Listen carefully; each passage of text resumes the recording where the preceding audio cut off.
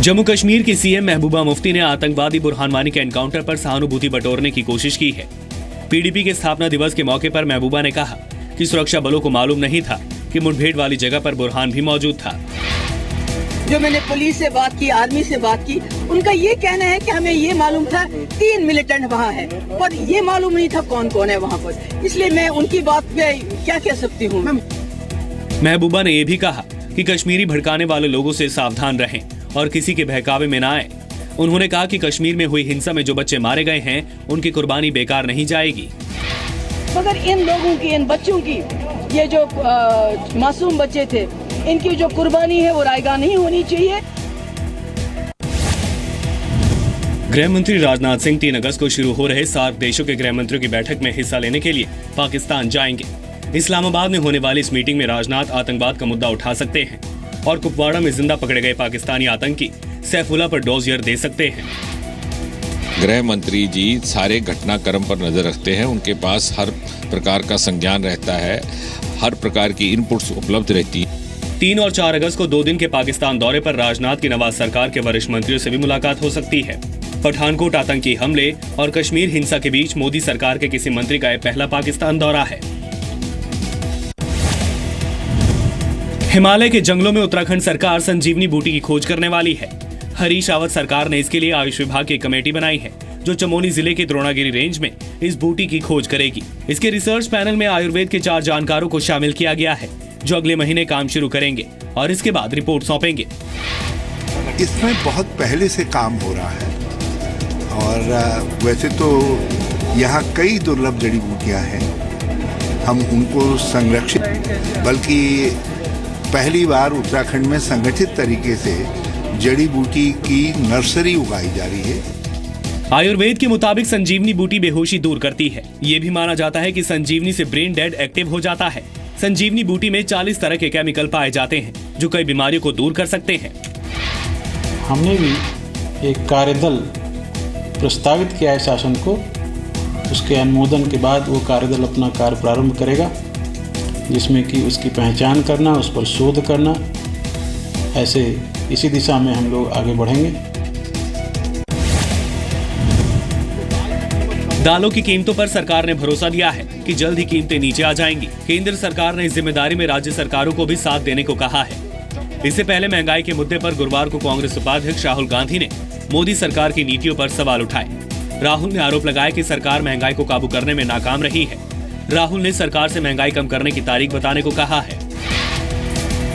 मैं मोदी जी से सिर्फ एक बात कहना चाहता हूं, खोखले वायदे आपको जितने करने करिए, इस हाउस को आप वो तारीख दे दीजिए, वो डेट दे दीजिए जब मार्केट में दाम कम हो जाएंगे।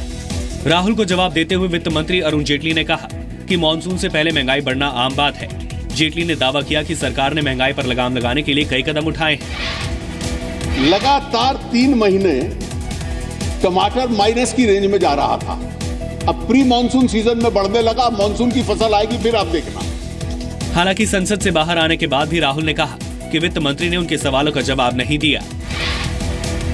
The finance minister gave me a long speech, but he did not answer that critical question. पूरे देश में आज बैंकिंग का काम ठप रहने की आशंका है। आज सरकारी बैंकों में 10 लाख कर्मचारी एक दिन की हड़ताल पर रहेंगे।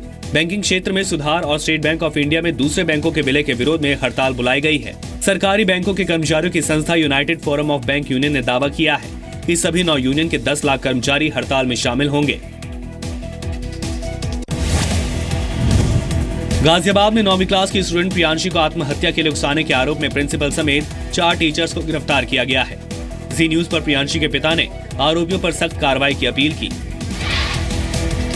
स्कूलों पर सख्त कार्रवाई की जाए, टीचरों के ऊपर सख्त कार्रवाई की जाए सर, इनको तुरंत सजा दी जाए।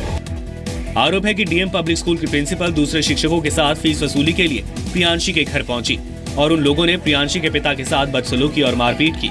प्रियांशी के पिता के खिलाफ पुलिस में झूठी शिकायत भी की गई। पुलिस जब प्रियांशी के पिता को थाने में ले गई, तभी प्रियांशी ने कमरे में जाकर खुदकुशी कर ली। पीएस पब्लिक स्कूल की ये छात्रा थी और पिछले 3 महीनों से अपनी फीस जमा नहीं कर पा रही थी, जिसको लेकर उनके स्कूल की प्रिंसिपल और अन्य टीचर्स इनके ऊपर काफी दबाव बना रहे थे। प्रियांशी की खुदकुशी से नाराज उसके पड़ोसियों ने आरोपी शिक्षकों के साथ मारपीट की।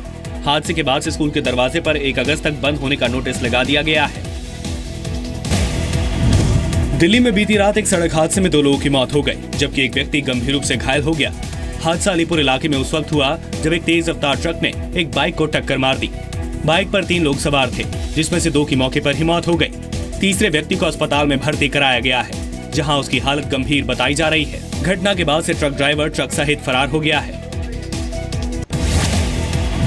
करीब 24 घंटे बाद डोप टेस्ट में फेल पहलवान नरसिंह यादव पर नेशनल एंटी डोपिंग एजेंसी यानी नाडा अपना फैसला सुना सकता है। गुरुवार को सुनवाई के दौरान पैनल के सामने नरसिंह यादव के दोस्त और रसोइया भी हाजिर हुए। नाडा ने अपनी सुनवाई पूरी कर ली है और 30 जुलाई को फैसला सामने आ सकता है। ये डिसिप्लिनरी पैनल देगा, अगर उनको रेमिशन देना है तो ये दोनों पार्टी पे डिपेंड करता है कि नाडा उस चीज़ को चैलेंज करना चाहता है वर्डिक्ट को, और अगर नहीं देता है तो क्या नरसिंह जी इसको चैलेंज करना चाहते हैं। नरसिंह यादव के दोस्तों को उम्मीद है कि फैसला नरसिंह के पक्ष में ही आएगा। अगर फैसला नरसिंह यादव के खिलाफ आता है तो सूत्रों के मुताबिक नरसिंह यादव हाईकोर्ट जा सकते हैं। नरसिंह यादव के समर्थन में ही दिल्ली के जंतर मंतर पर रैली भी निकाली गई। गुजरात के बनासकांठा में करीब 1000 दलितों ने धर्म परिवर्तन की धमकी दी है।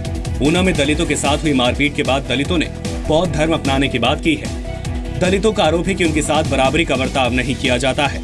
दलितों ने धर्म परिवर्तन के लिए फॉर्म भी भर दिया है। कई दलित संगठनों ने 31 जुलाई को आगे का रोड मैप बनाने के लिए इकट्ठा होने का फैसला किया है।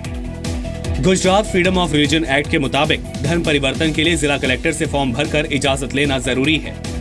इससे पहले तमिलनाडु के करूर मंदिर में पूजा करने से रोकने पर दलित परिवारों ने इस्लाम धर्म कबूल करने की धमकी दी है।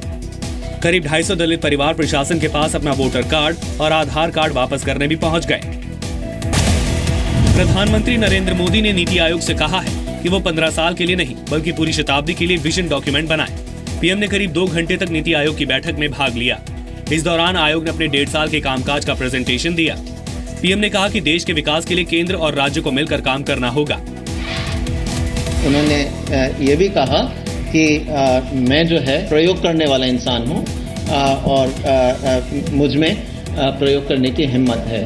तो उन्होंने हमें जो है नीति आयोग को बहुत एनकरेज किया। नीति आयोग में पीएम मोदी ने बताया कि वो देश में बुनियादी बदलाव चाहते हैं और 10% की रफ्तार से विकास पर जोर दिया। अमेरिका के राष्ट्रपति बराक ओबामा ने अपनी उपलब्धियों पर एक फिल्म दिखाई, जिसमें पीएम मोदी की तस्वीर भी दिखाई गई।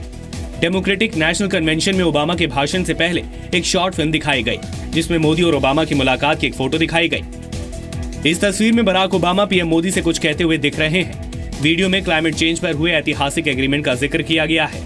2014 में प्रधानमंत्री पद की शपथ लेने के बाद पीएम मोदी और ओबामा 7 बार मिल चुके हैं। अमेरिकी राष्ट्रपति के इस वीडियो में पीएम मोदी के अलावा अमेरिका से बाहर के सिर्फ 2 नेता, यूएन सेक्रेटरी जनरल बान की मून और फ्रांस के राष्ट्रपति फ्रांसवा ओलांद का जिक्र है।